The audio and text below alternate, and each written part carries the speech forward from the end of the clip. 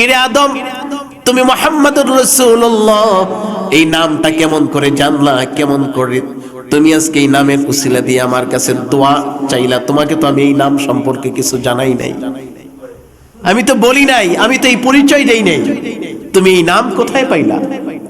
হযরত আদম বলল, মালিক, যেদিন আমার দেহের মধ্যে আপনি রূহ প্রবেশ করিয়েছেন, আর রূহ প্রবেশ করার পরে আমি আমার চক্ষু দিয়ে আপনার আরশ আজিমের উপরের দিকে তাকায়া ছিলাম, আর আমি দেখলাম আরশ আজিমের খুঁটিতে আপনি লা ইলাহা ইল্লাল্লাহ নামের সাথে একটি নাম লেখা আছে, সেটা হলো মুহাম্মাদুর রাসূলুল্লাহ। শুধু এইটা গুড়গুড় করতো যে কেমন করে আল্লাহর দরবারে দাঁড়ায়া আমি আল্লাহর কাঠগড়ায় দাঁড়ায়া জীবনের হিসাব দিব। এই চিন্তায় সাহাবায়ে কেরাম, এমন কিছু সাহাবী ছিলেন যারা সংসারও করেন নাই, ঘর বাড়ি কোনোদিন বাঁধেন নাই, সংসার করেন নাই, ঘর বাড়ি বাঁধেন নাই, কোন রকম শুধু জীবন যাপন করেছে শুধু এই এক চিন্তা যে কেমন করে আমি আল্লাহর কাঠগড়ায় দাঁড়ায়া হিসাব দিব। আল্লাহর হাবিব বলেন, পরিবারের জন্য তুমি কি রেখে এসেছো? ওমর বলে, হুজুর, বাকি অর্ধেক সম্পদ আমি আমার পরিবার পরিজনের জন্য রেখে এসেছি। একটু পরেই দৌড়ে আবু বকর আসছে, আবু বকর বস্তা পুড়ায়া নিয়ে আসছে। ইয়া রাসূলুল্লাহ, ইয়া হাবিবাল্লাহ, আমি তেমন কিছু দিতে পারি নাই, তবে ঘরে যা ছিল সব নিয়ে এসেছি। আল্লাহর হাবিব সাল্লাল্লাহু আলাইহি সাল্লাম বলেন, ওরে আবু বকর, সব যদি আমার জন্য নিয়ে আসো, তাহলে তোমার পরিবার পরিজনের জন্য কি রেখে এসেছো? হযরতে আবু বকর দুইটা চোখের পানি ছেড়ে দিয়ে বলে, ইয়া রাসূলুল্লাহ, ইয়া হাবিবাল্লাহ, পরিবার পরিজনের জন্য কোনো সম্পদ রাখি নাই, তবে আল্লাহ ও তার রাসূলকে আমি আমার পরিবারের জন্য রেখে এসেছি। প্রিয় সুধী, আমরা এসেছি সালাতুল জুমআ আদায় করার জন্য। এটা একটা ইবাদত। নামাজ পড়াটাই সফলতা নয়, বরং ইবাদতটাকে আল্লাহর দরবারে মাকবুল করানো, কবুল করানো, এটার নামই হচ্ছে সফলতা।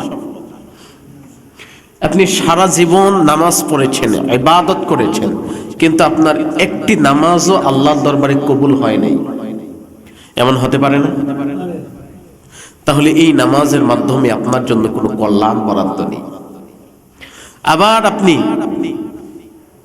ছোট্ট একটা ইবাদত করেছেন, ভালো কাজ করেছেন, এই ভালো কাজটা, এই ইবাদতটা আল্লাহর দরবারে কবুল হয়ে গেছে, আল্লাহর পছন্দ হয়ে গেছে। এমনও হতে পারে এই একটা ছোট্ট ইবাদতকে উসিলা করে আল্লাহ আপনার জীবনের গুনাহ মাফ করে দিতে পারে। এই জন্য আল্লাহ পাক বলেন, ফাওয়াইলুল লিল মুসাল্লিন আল্লাযীনা হুম আন সালাতিহিম সাহুন। ওই সকল মুসল্লিদের জন্য দুর্ভাগ্য যারা নামাজ আদায় করলো কিন্তু এই নামাজের মাধ্যমে কোনো কল্যাণ পেল না।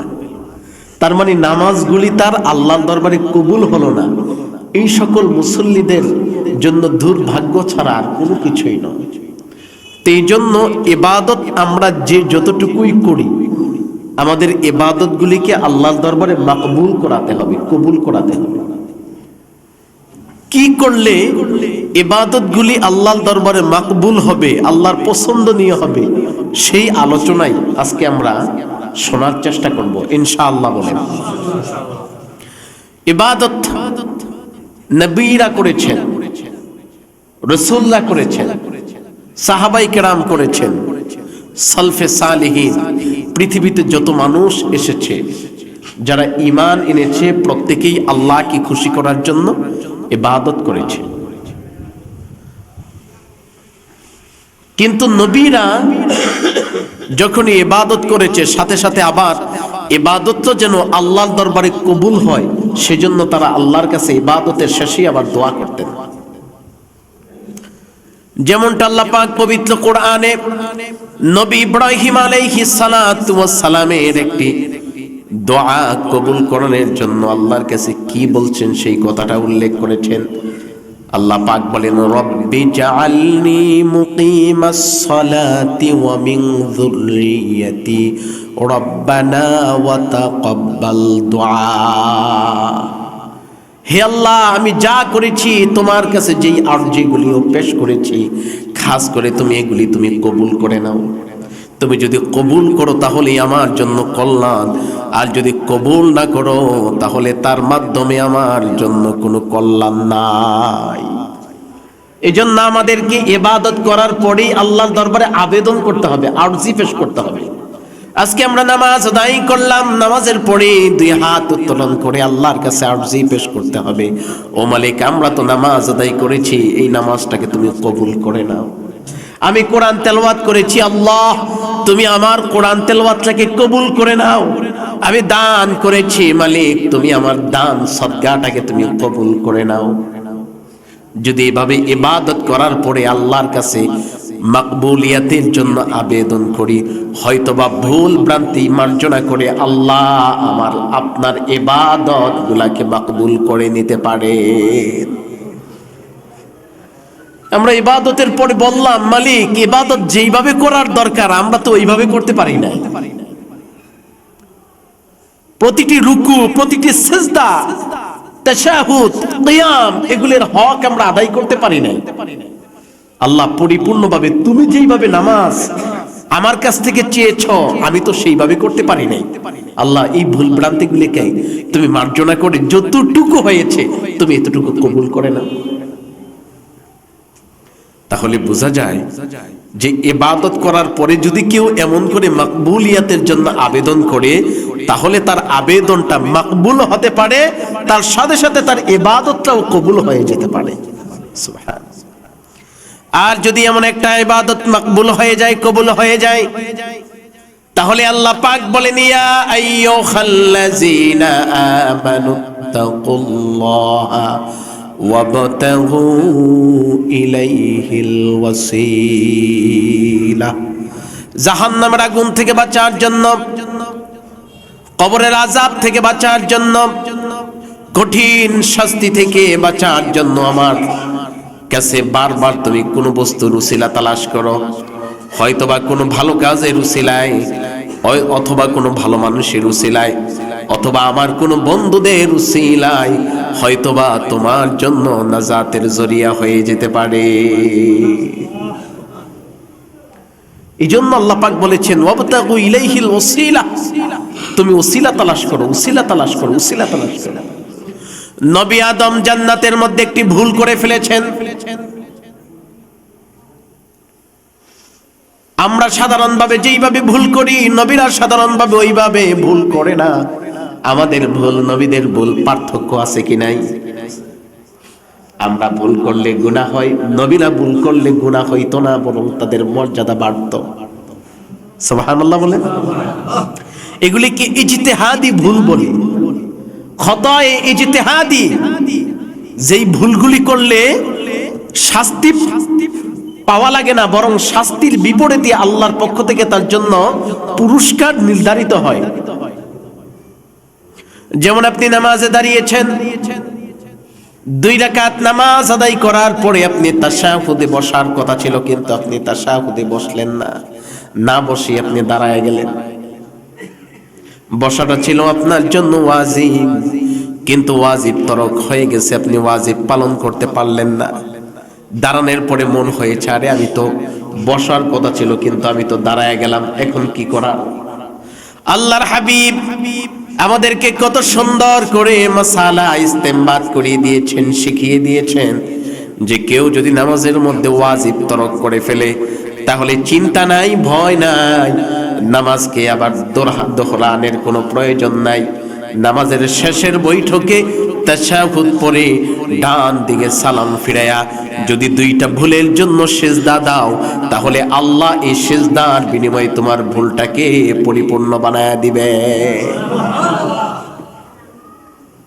4 রাকাত নামাজের মধ্যে সিজদা দেওয়া লাগবে 8টা, কিন্তু ভুল করার কারণে অতিরিক্ত সিজদা দিলাম আরো 2টা। এখন সিজদা হইল কয়টা? 10টা। একটা সিজদার মূল্য কত বেশি? আল্লাহর হাবিব সাল্লাল্লাহু আলাইহি ওয়াসাল্লাম বলেন, तमाम গোটা সৃষ্টি জগৎকে যদি এক পাল্লায় রাখা হয় আর একজন খাঁটি ইমানদার মুমিন মুসলমানের সেজদাকে যদি আরেক পাল্লায় রাখা হয়, তাহলে খাঁটি ইমানদার মুমিন মুসলমানের সেজদার ওজনটা গোটা সৃষ্টি জগতের চাইতে আল্লাহর কাছে অনেক বেশি।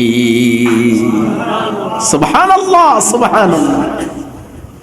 একজন ইমানদারের একটা সিজদার ওজন মূল্য আল্লাহর কাছে কত বেশি। আপনি ভুল করার কারণে অতিরিক্ত সিজদা দিতে পারলেন দুইটা, আর দুইটা সিজদার বিনিময়ে আল্লাহর পক্ষ থেকে আপনার জন্য কত কল্যাণ বরাদ্দ হয়ে গেল। যদি ভুল না হইতো তাহলে তো অতিরিক্ত এই কল্যাণটা আমরা পাইতাম না। যেই ভুল করলে অতিরিক্ত আরো কল্যাণ পাওয়া যায়, এটাকে বলা হয় ইজতিহাদি খাতা। তো নবীরা আমাদের মতো সাধারণ ভুল করতেন না, নবীরা মাঝে মধ্যে তাদের ইজতিহাদি খাতা হতো, যে খাতার কারণে নবীদের মর্যাদা কমতো না, বরং আল্লাহ তাদের মর্যাদা আরো বাড়ায় দিতেন। সুবহানাল্লাহ। এই জন্য নবী আদম জান্নাতের মধ্যে একটি ভুল করলেন, একটি হুকুম অমান্য করলেন। আল্লাহ পাক সমস্ত নিয়ামত ভক্ষণের কথা বলেছেন, তবে শুধুমাত্র একটি গাছের কাছে যেতে নিষেধ করেছেন।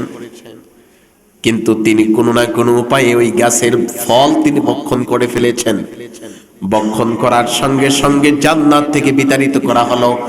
আদম হাওয়া দুইজনকে আল্লাহ রাব্বুল আলামিন দুনিয়ার জমিনের মধ্যে নামায়া দিলেন। একজনকে নামালেন আরবে, আরেকজনকে নামালেন শ্রীলঙ্কায়।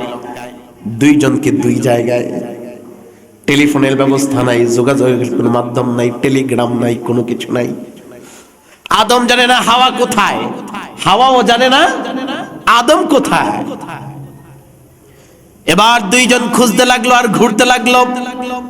আদমও ঘুরে, হাওয়াও ঘুরে।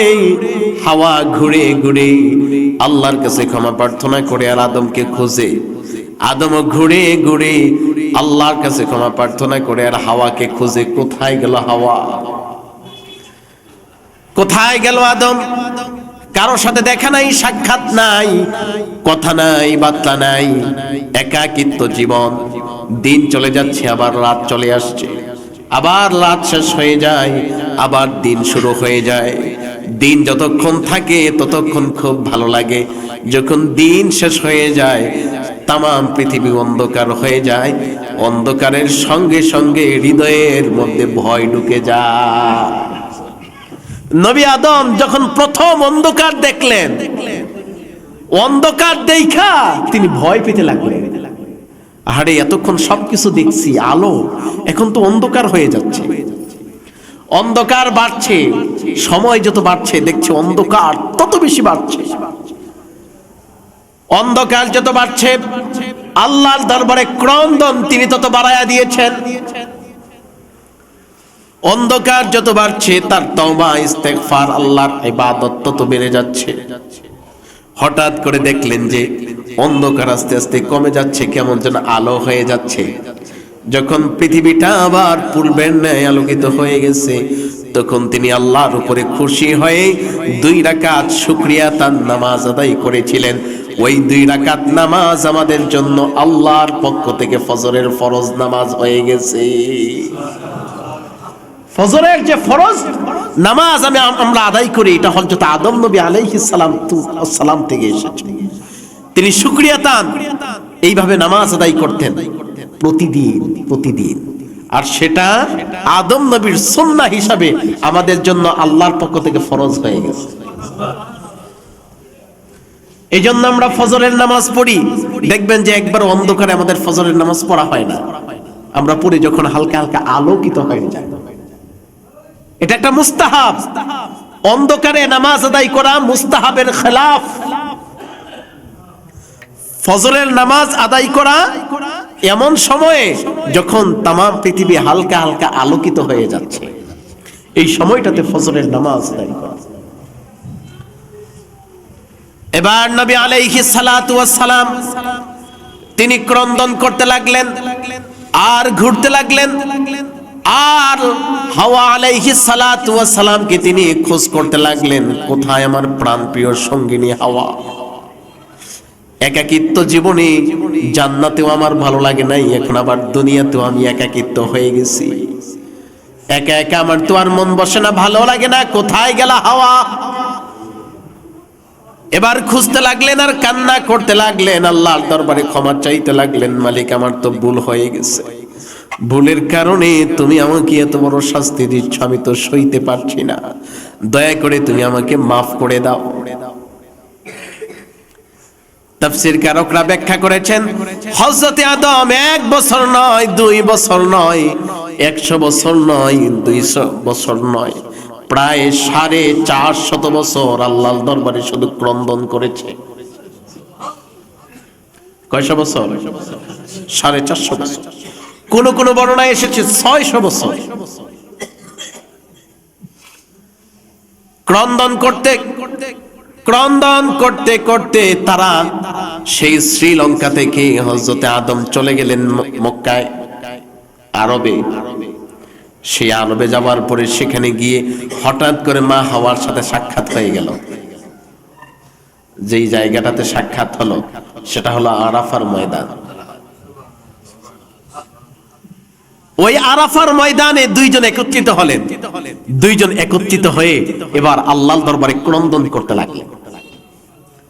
হযরতে আদম এতদিন একভাবে আল্লাহর দরবারে তওবা করেছেন, আর আরাফাতের ময়দানে দাঁড়ায় স্বামী স্ত্রী একত্রিত হয়ে এবার আল্লাহর দরবারে 2 হাত উত্তোলন করে দোয়া করছে, আল্লাহুম্মা রাব্বানা তাকাব্বাল দুআ বিওয়াসিলাতি লা ইলাহা ইল্লাল্লাহু মুহাম্মাদুর রাসূলুল্লাহ সাল্লাল্লাহু আলাইহি ওয়াসাল্লাম। যখন এই দোয়া পড়ছে, দোয়ার সঙ্গে সঙ্গে আল্লাহর দরবার থেকে ইলহাম হয়ে গেছে, আওয়াজ চলে আসছে, কিরে আদম, তুমি মুহাম্মাদুর রাসূলুল্লাহ এই নামটা কেমন করে জানলা, কেমন করে তুমি আজকে এই নামের উসিলা দিয়ে আমার কাছে দোয়া চাইলা? তোমাকে তো আমি এই নাম সম্পর্কে কিছু জানাই নাই, আমি তো বলি নাই, আমি তো এই পরিচয় দেই নাই, তুমি এই নাম কোথায় পাইলা? হযরত আদম বলল, মালিক, যেদিন আমার দেহের মধ্যে আপনি রূহ প্রবেশ করিয়েছেন, আর রূহ প্রবেশ করার পরে আমি আমার চক্ষু দিয়ে আপনার আরশ আজিমের উপরের দিকে তাকায়া ছিলাম, আর আমি দেখলাম আরশ আজিমের খুঁটিতে আপনি লা ইলাহা ইল্লাল্লাহ নামের সাথে একটি নাম লেখা আছে, সেটা হলো মুহাম্মাদুর রাসূলুল্লাহ।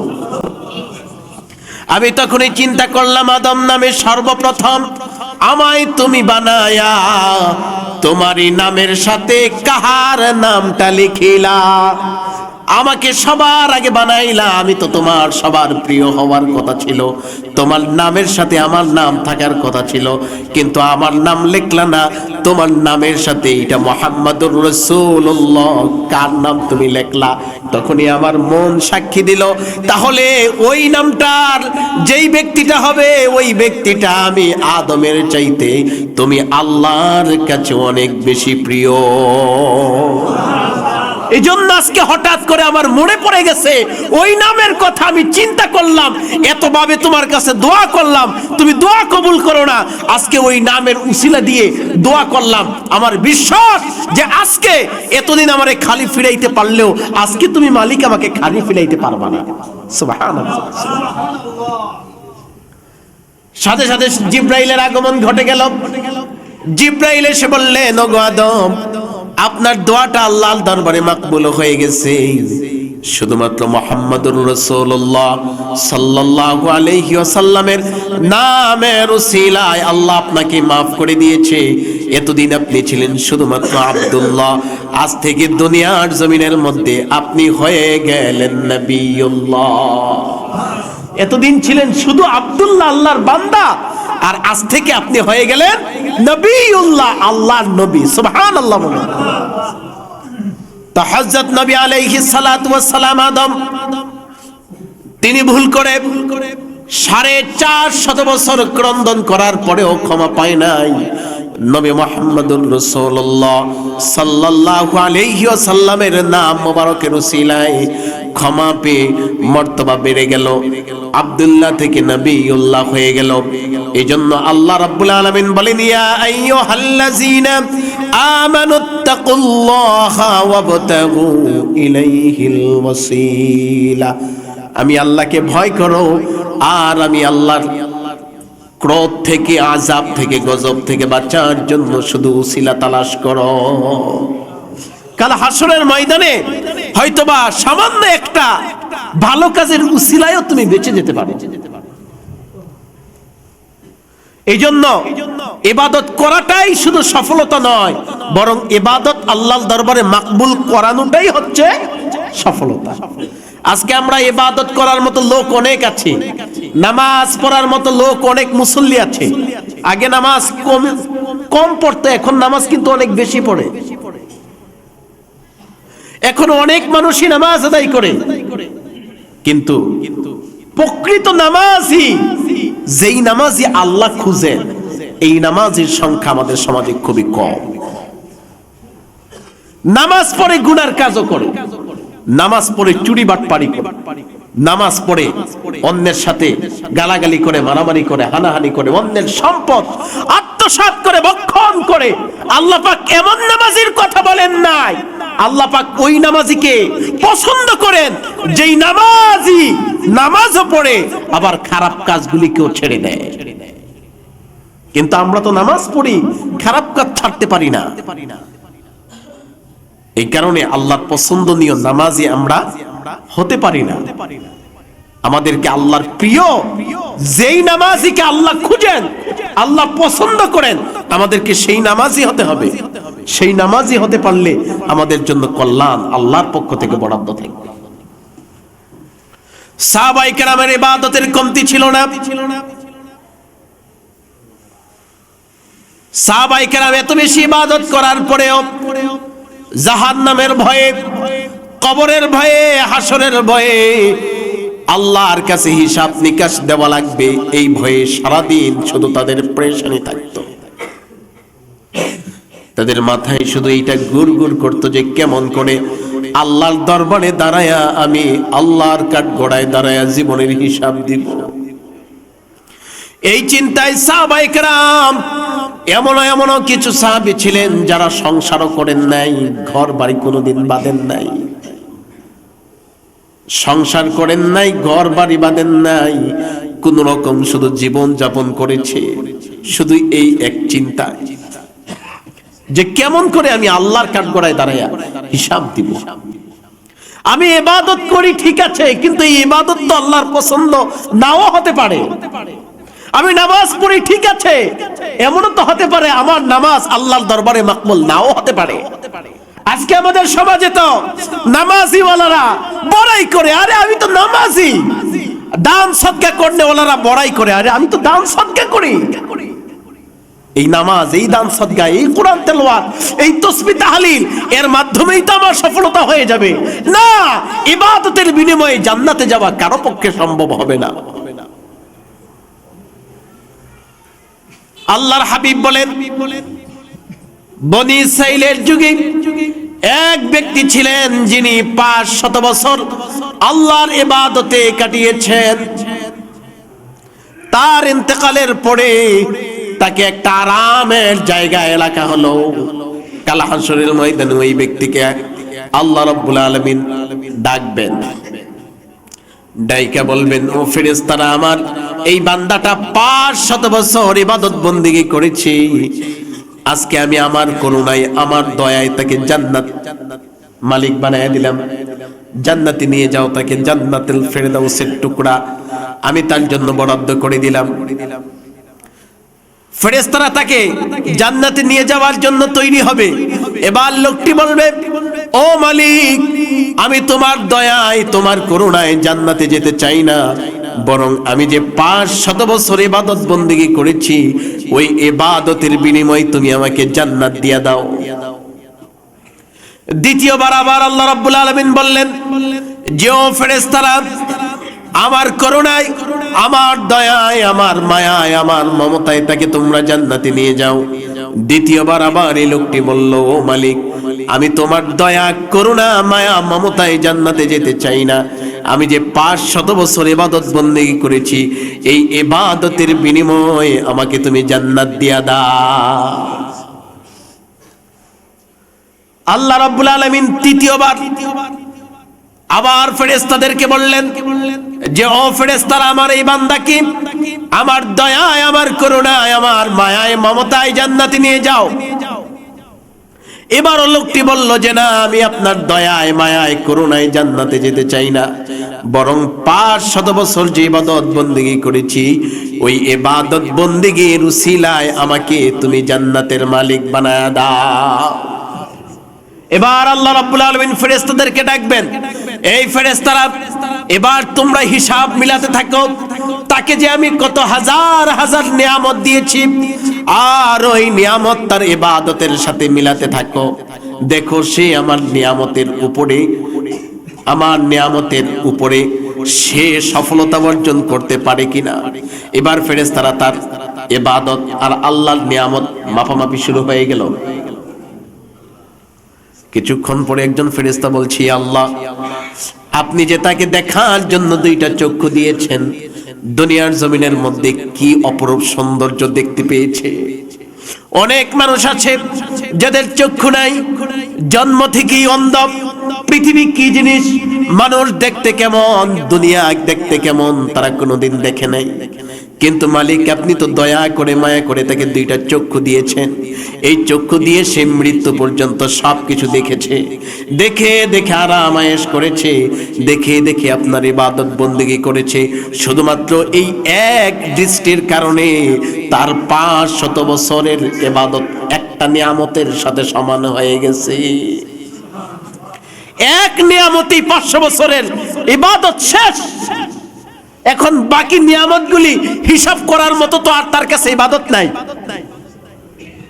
তখন আল্লাহ পাক বললেন যে যাও, যেহেতু ইবাদতের দাপটে জান্নাতে যেতে চেয়েছে, আমার এক নিয়ামতের সাথে টক্কর দিয়েই তো ইবাদত শেষ। এখন তো আর জান্নাতে যাওয়ার মতো কোনো রাস্তা নাই। তোমরা তাকে এখন টেনে হিসে জাহান্নামের মধ্যে নিয়ে যাও। জাহান্নামের ফেরেশতারা আল্লাহর হুকুম পাইয়া এবার তাকে টেনে হিসে জাহান্নামের দিকে নিয়ে যাচ্ছে। কিছুক্ষণ যাওয়ার পরে লোকটি এবার চিৎকার করে বলছে, ওগো মালিক, ওগো আল্লাহ, দয়া করে তুমি আমাকে মাফ করে দাও। ইবাদতের বিনিময়ে না, বরং তোমার দয়া করুণা মায়ায় আমাকে জাহান। কোরআন পড়ি, মানুষের কাছে বলে বেড়ায়, আমি এইটা করি, আমি এইটা করি, আমি সেইটা করি।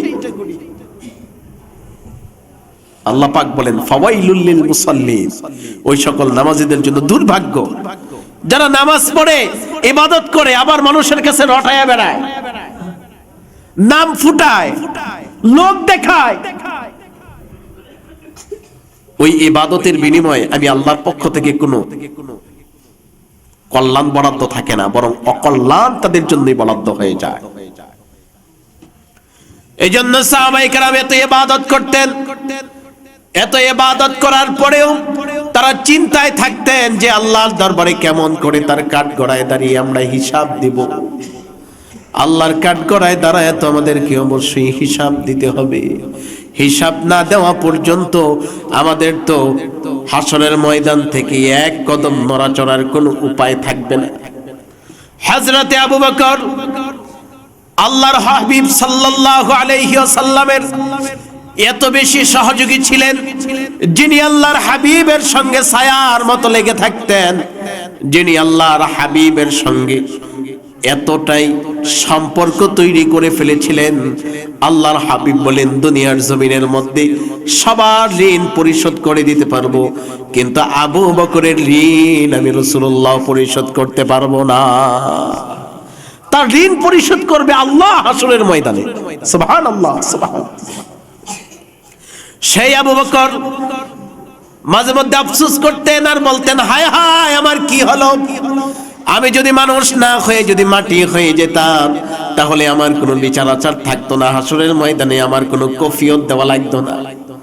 একদিন তিনি হেঁটে যাচ্ছেন, আর পাশে দেখেন একটা সুন্দর পাখি। এবার পাখিকে ধরে বলেন, ওরে পাখি, তোর কপালটা বড় ভালো, তোর কোনো হিসাব নাই, তোর কোনো নিকাশ নাই, তোর কোনো জবাবদিহিতা নাই। প্রতিদিন বাসা থেকে খালি পেটে বের হও, মন যা চায় তাই খাও, যেখানে ইচ্ছা থেকে সেখানেই যাও, আবার সন্ধ্যায় পেট পুড়ায় তুমি বাসায় ফিরে আসো, মরার পরেও তোমার কোনো হিসাব নাই। কিন্তু আমি আবু বকরের কি হলো? দুনিয়া নিয়েও পেরেশানি, আখিরাত নিয়েও পেরেশানি। কবরে যাওয়ার পরেই তো আমার হিসাব শুরু হয়ে যাবে। মুনকার নকিরের সওয়াল যদি দিতে পারি তাহলে আমার কপালটা ভালো হবে, আর যদি দিতে না পারি তাহলে আমার কপালটা বড় খারাপ হয়ে যাবে। হাসরের ময়দানে দাঁড়াবো, আল্লাহর কাঠ গড়ায়া দাঁড়ায়া আমার জবাবদিহিতা করতে হবে, আমার জীবনের হিসাব দিতে হবে, কোন কাজে কোন সময় কিভাবে কোন জায়গাতে কেমন করে আল্লাহর হুকুমগুলি আমি কতটুকু মানতে পেরেছি, এই হিসাব আমাকে দিতে হবে। আর এই হিসাব আমি কি আবু বকর হাসরের ময়দানে দিতে পারবো? কোন এক যুদ্ধে আল্লাহর হাবিব সাল্লাল্লাহু আলাইহি ওয়াসাল্লাম সাহাবায়ে কেরামকে বললেন, ও সাহাবীরা, যুদ্ধের ময়দানে যাওয়া লাগবে। যুদ্ধের ময়দানে যেতে হলে অস্ত্র লাগবে, শস্ত্র লাগবে, পোশাক লাগবে, ওট লাগবে, ঘোড়া লাগবে, তরবারি লাগবে, তীর ধনুক লাগবে। যাদের নাই ওই সকল যোদ্ধাদেরকে দিতে হবে অর্থের প্রয়োজন, তোমরা অর্থ দাও। আল্লাহর হাবিব রুমালটা বিছিয়ে দিলেন।